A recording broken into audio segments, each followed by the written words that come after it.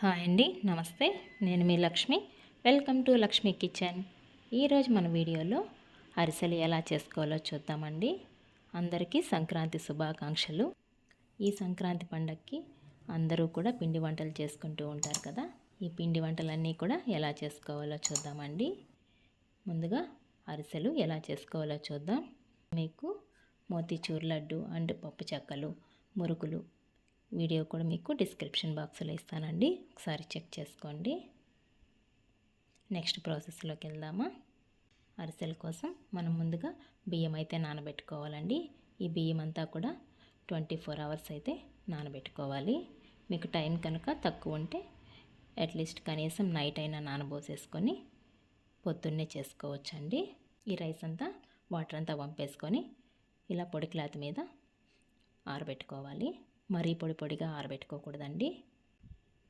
ఇలా మీకు వీడియోలో చూపిస్తున్న విధంగా ఇలా తడిగా ఉంటే సరిపోతుందండి.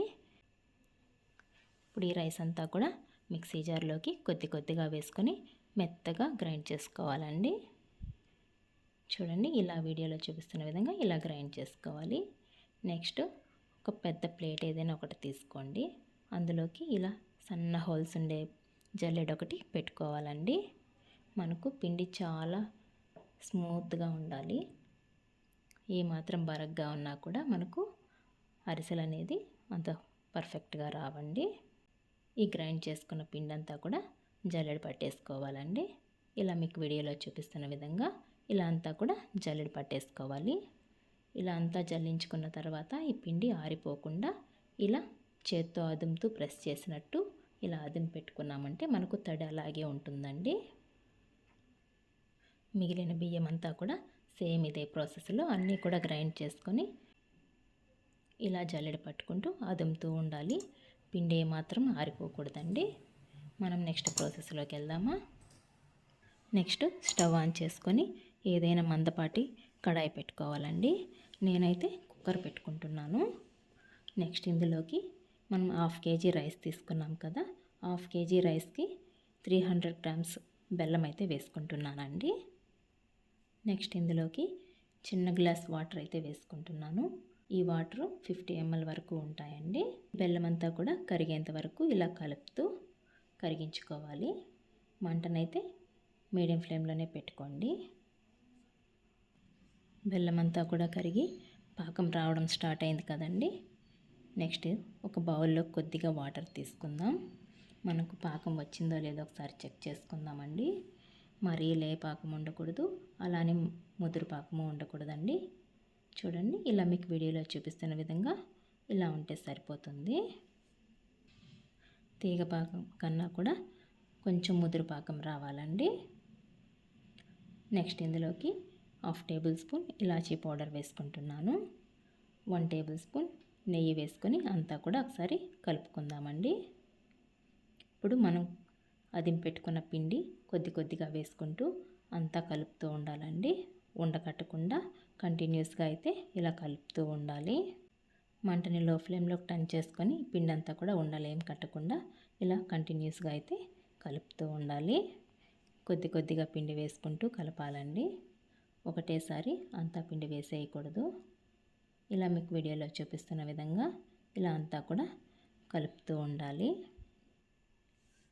మనం తీసుకున్న బెల్లానికి పిండికి కరెక్ట్గా సరిపోయిందండి. అంతా కూడా ఇలా కలిపిన తర్వాత ఫైనల్గా పైనే కొద్దిగా ఆయిల్ వేసుకొని క్లోజ్ చేసుకొని పక్కన పెట్టేసుకుందాం. ఇలా ఆయిల్ వేయడం వల్ల మనకు పిండి ఆరిపోకుండా సాఫ్ట్గా అలాగే ఉంటుందండి. పిండి ఆరిపోయిందంటే మనకు అరిసెలు బాగా రావు. నెక్స్ట్ స్టవ్ ఆన్ చేసుకొని కడాయి పెట్టుకుందామండి. కడాయిలోకి డీప్ ఫ్రైకి సరిపడా ఆయిల్ వేసుకుందాం. ఆయిల్ బాగా హీట్ అయిందో లేదో కొద్దిగా పిండి తీసుకొని వేసుకొని చెక్ చేసుకుందామండి. ఆయిల్ కూడా బాగా హీట్ అయిపోయింది. నెక్స్ట్ ఇలా ఒక పాలిథిన్ కవర్ తీసుకుంటున్నానండి నేను. దీనికి కొద్దిగా ఆయిల్ అప్లై చేసుకొని మనం కలిపి పెట్టుకున్న పిండి కొద్దిగా వేసుకొని ఇలా అరిసెల్లాగా ఇలా పైన కొద్దిగా నువ్వులు అద్దుకొని వేసేసుకుందామండి. మీకు నువ్వులు ఇష్టం లేకపోతే స్కిప్ చేయొచ్చు. ఇలా 1 by 1 అన్నీ కూడా సేమ్ ఇలాగే చేసేసుకోవాలండి. చూడండి వేసిన వెంటనే బాగా పొంగుతున్నాయి కదా. అరిసె కూడా బాగా కాలింది కదండి. ఇలా 2 సైడ్స్ కూడా తిప్పుకుంటూ అన్నీ కూడా ఇలా చేసేసుకోవాలి. నా దగ్గర అయితే అరిసెలు ఒత్తుకునే చెక్క కూడా లేదండి. పెద్ద ప్లేట్ ఒకటి తీసుకొని అందులోకి ఒక చిన్న ప్లేట్ ఇలా బోర్లించి వేసుకుంటున్నాను. నెక్స్ట్ దీనిపైన అరిసె పెట్టుకొని ఇలా మరో ప్లేట్తో అదిమేసామంటే మనకు అరిసెలు అయితే రెడీ అయిపోతాయండి. మనకు అరిసెల చెక్క కూడా ఏమీ అవసరం లేదు. ఇలాగే సింపుల్గా కూడా మనము అన్నీ చేసేసుకోవచ్చు. ఇలా 1 బై 1 అన్నీ కూడా ఇలాగే అన్నీ కూడా సేమ్ 1 బై 1 అన్నీ చేసేసుకోవాలండి. నేను మీకు మోతీచూర్ లడ్డు అండ్ మురుకులు పప్పు చెక్కలు ఎలా చేసుకోవాలో కూడా ఆ లింక్ మీకు డిస్క్రిప్షన్ బాక్స్లో ఇస్తానండి. ఒకసారి చెక్ చేసుకోండి.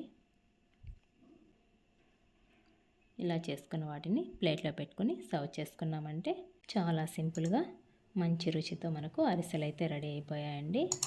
మీరు ఒకసారి ట్రై చేయండి. మీకు ఎలా వచ్చాయో కామెంట్ చేయండి. నా వీడియోస్ కనుక మీకు నచ్చినట్లయితే ప్లీజ్ లైక్ చేయండి. మీ ఫ్రెండ్స్ అండ్ రిలేటివ్స్కి షేర్ చేయండి. మరిన్ని కొత్త వీడియోస్ కోసం మన ఛానల్ని సబ్స్క్రైబ్ చేసుకోండి. థ్యాంక్స్ ఫర్ వాచింగ్ అండి.